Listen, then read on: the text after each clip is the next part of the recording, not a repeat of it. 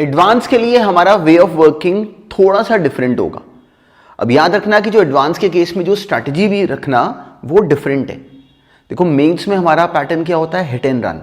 Mains के जो questions होते हैं ज़्यादातर केसेस में वो सारे के सारे हमारे सीन पैटर्न पे होते हैं, हमारा पैटर्न हमारा देखा हुआ होता है।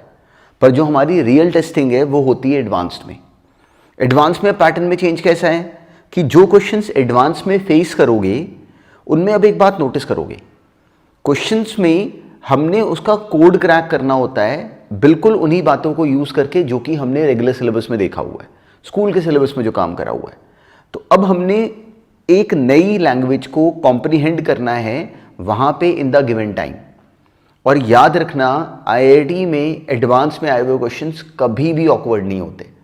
जब हम उनकी डिस्कशन देखते हैं तो हमें रियलाइज होता है कि वो क्वेश्चंस एक्चुअली कितने सिंपल हैं। तो लोग गलती क्या करते हैं कि वो अजीब अजीब क्वेश्चन सॉल्व करने के प्रोसेस में चले जाते हैं। बहुत सारे कॉरेस्पॉन्डेंस नोट्स, हम जो इतने सारी कई बार देखते हैं चीज़ें, वो कई बार ऐसे के सवाल होते हैं जो कि पेपर में नहीं आते। देखो एग्जाम्स बहुत सारे हैं, ओलंपियाड के एग्जाम्स भी हैं और उसके अलावा भी एग्जाम्स हैं जिनमें एक एक क्वेश्चन को सॉल्व करने के लिए हमें 3-3 घंटे भी मिले होते हैं।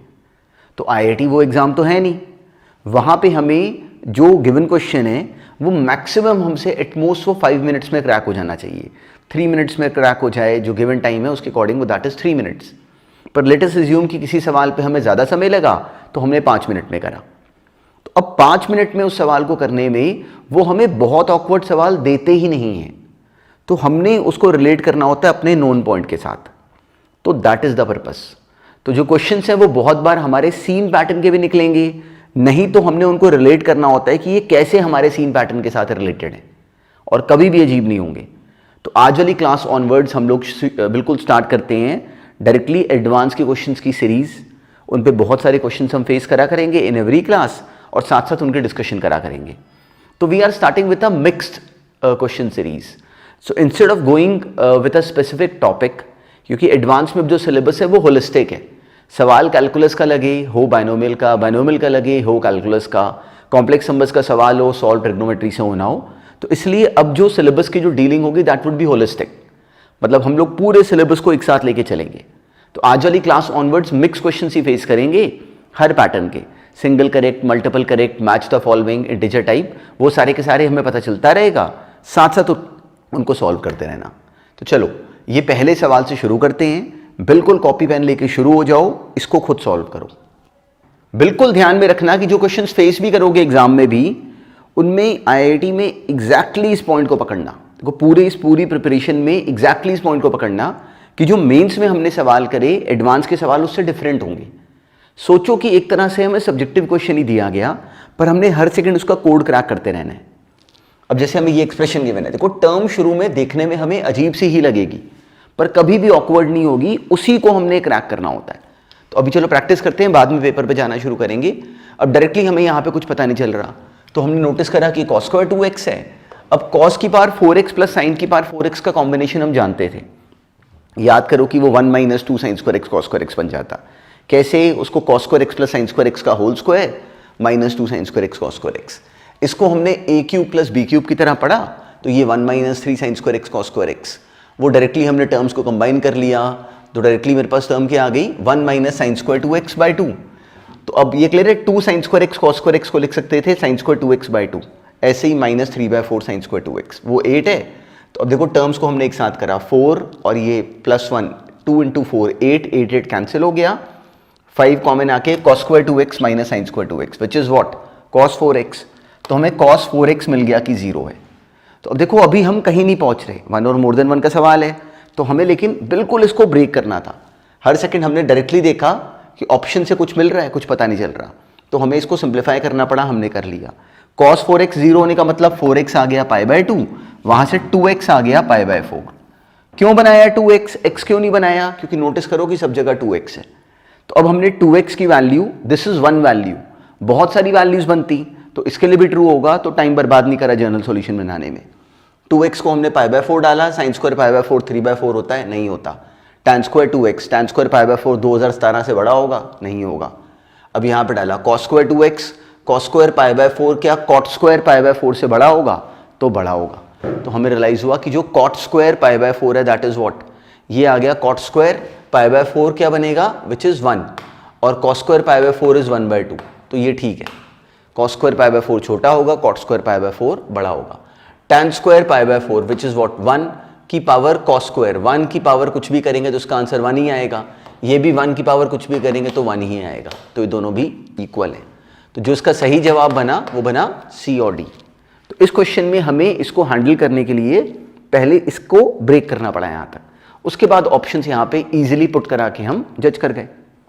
अब नेक्स्ट करो। अच्छा अब देखो नेक्स्ट क्वेश्चन भी 1 और मोर देन 1 का है, उस पर भी टाइम स्पेंड करना। अब टाइम स्पेंड करते समय अब देखो हमने करना क्या होता है, क्वेश्चन की लैंग्वेज देख के पहले क्रैक करो कि हमारा डायरेक्शन क्या होनी चाहिए, उसके बाद फिर देखना होता है कि ऑप्शन से जवाब पे जाने की करें कि पहले सिंप्लीफाई करें फिर ऑप्शंस पे जाएं। तो ग्रेजुअली इस पे हमारा मोमेंटम बनना शुरू होगा। अब नेक्स्ट करो। अब देखो ये सवाल भी बहुत काम का है। इन्वर्स पे क्वेश्चंस में बच्चे क्यों फंसते हैं, क्योंकि उनको इन्वर्स की सही समझ कभी होती ही नहीं। इन्वर्स ट्रिग्नोमेट्री में हमें अब जैसे ये sign inverse of 2x root 1 - x² लिखा हुआ है, तो एक सही बच्चा जो एडवांस की तैयारी कर रहा है उसको ये क्लैरिटी होनी चाहिए कि sign inverse of 2x root 1 - x² जो है ये हर जगह हर बार ये 2 साइन इन्वर्स x नहीं हो जाएगा, ये दोनों हर बार इक्वल नहीं होंगे। क्यों नहीं होंगे, ये हमने करा होता है, हमारी प्रैक्टिस होनी चाहिए अभी यहाँ तक। हमें क्लैरिटी है कि जो साइन इन्वर्स x है ये सोचो तो ये -π/2 से π/2 के बीच में लाया करता है। अगर उसका डबल करोगे तो ये पूरा हो जाता -π से π, पर इधर साइन इन्वर्स लिखा हुआ है, तो जो साइन इन्वर्स वाली मशीन है, जो साइन इन्वर्स वाला फंक्शन है, वो जवाब दे ही नहीं सकता -π/2 से π/2 के बियॉन्ड। पर ये टर्म तो -π से π के बीच की है, मतलब मान लो कभी x होता √3/2, तो साइन इन्वर्स x कितना हो जाता π/3, उसका डबल हो जाता 2π/3।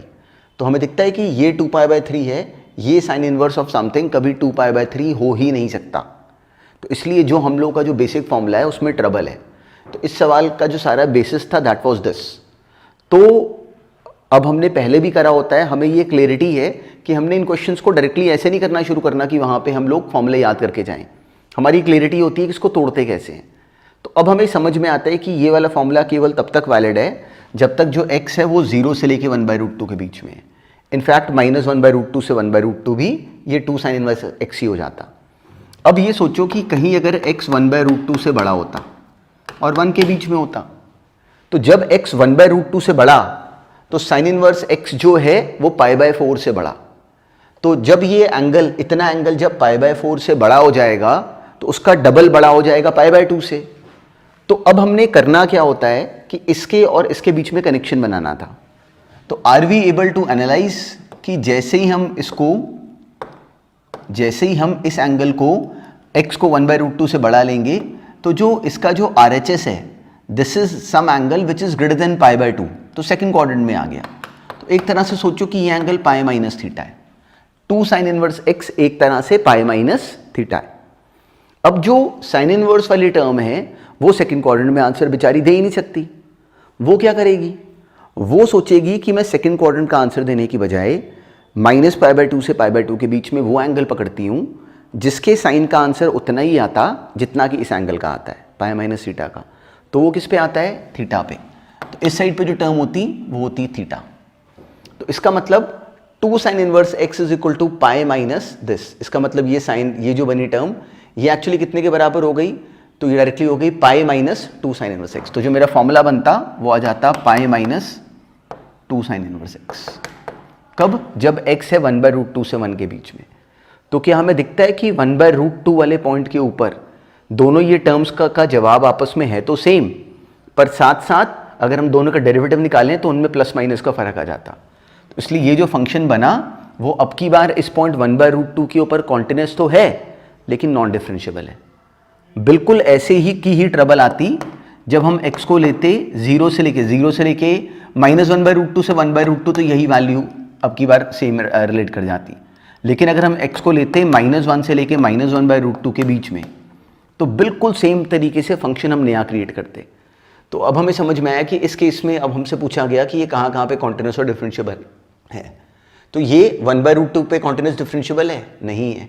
कॉन्टिन्यूअस तो है 1/√2 पे, डिफरेंशिएबल नहीं है। कॉन्टिन्यूअस एंड डिफरेंशिएबल है π/4 के ऊपर। तो π/4 के ऊपर हमें कोई ट्रबल नहीं। हमारी प्रॉब्लम की जगह क्या थी 1/√2, इसलिए ये ऑप्शन करेक्ट है, तो इसका बी राइट है। सिमिलरली π/6 के ऊपर भी हमें कोई प्रॉब्लम नहीं। अब 1/√2 के ऊपर -1/√2 के ऊपर ये कॉन्टिन्यूस है लेकिन नॉन डिफरेंशिएबल है, ये भी करेक्ट है। 1 के ऊपर ये कॉन्टिन्यूस तो होगा लेकिन नॉन डिफरेंशिएबल होगा। -1/√2 पे अगर हमें फंक्शन भी बनाना पड़े तो क्या हमें ये बात समझ में आती है कि जैसे ही x को -1/√2 से और कम लोगे तो जो 2 sin इनवर्स x है, जो 2 sin इनवर्स x होगा वो कोई ऐसे का एंगल बना लेगा जो कि यहां पे है, वो क्या बन जाएगा एक तरह से -π-θ। देखो जब इन सवालों में इसको ऐसे लिखना सीख गए राइट, तो अगर हमारे साल में एडवांस में अगर इस पर रिलेटेड क्वेश्चन आया तो यूं सॉल्व होगा। तो इसको समझना, जैसे ही x को हमने -1/√2 से -1 के बीच में लिया तो जो 2 sin इनवर्स x है, sin इनवर्स x कैसा हो गया -π/4 से कम, उसका डबल कैसा हो गया -π/2 से कम, तो कहाँ बनेगा वो थर्ड क्वाड्रेंट को कोई एंगल बनेगा, मतलब -π-θ, थीटा हम इसको बोल रहे हैं। तो दिस इज सम वैल्यू -π-θ। तो इस क्वाड्रेंट में साइन वैसे कैसा होता है नेगेटिव। तो इस अब सोचो कि जो 2 sin इनवर्स x है वो एक्चुअली -π + θ है। जो साइन इनवर्स वाली टर्म है वो ये आंसर तो दे नहीं सकती, वो कौन सा आंसर देगी, कॉरस्पॉन्डिंग फोर्थ क्वाड्रेंट वाला विच इज -θ। तो अब यहां से हमने इन दोनों के बीच में कनेक्शन बनाना है, तो यहां से जरा -θ बनाओ, वो क्या आता -π - 2 sin इनवर्स x। तो जो हमारा फॉर्मूला बनता वो आता -π - 2 sin इनवर्स x जब x होता -1 से -1/√2। तो नोटिस करो -1/√2 से 1/√2 ये फंक्शन है, उसके बाद ये फंक्शन है। तो इसलिए जो अब की बार इस पॉइंट पे भी हमें दिखता है कि डेरिवेटिव में दोनों में प्लस माइनस का चेंज आ जाता, तो इसलिए जो इसका डी ऑप्शन है ये भी करेक्ट है। देखो बहुत काम की बात है, बहुत काम की बात है। जब हमने पहले इन्वर्स करा होता है तो हमें ये बात ऑलरेडी इस बात की समझ होती है, पर मान लो कि अगर मिस करी है तो कोई ट्रबल नहीं, हमें अब आनी चाहिए। इनके फॉर्मूला को हम लोग किस तरीके से क्रैक करते हैं, दैट इज दिस अंडरस्टैंडिंग। तो ये नहीं आती लोगों को, लोग ये सब मिस कर जाते हैं। पर इसका सवाल कभी अगर IIT में आया और पहले भी आया हुआ है तो लोग इस पे फंस जाएंगे और हमारा ये राइट होना चाहिए। अब नेक्स्ट करो।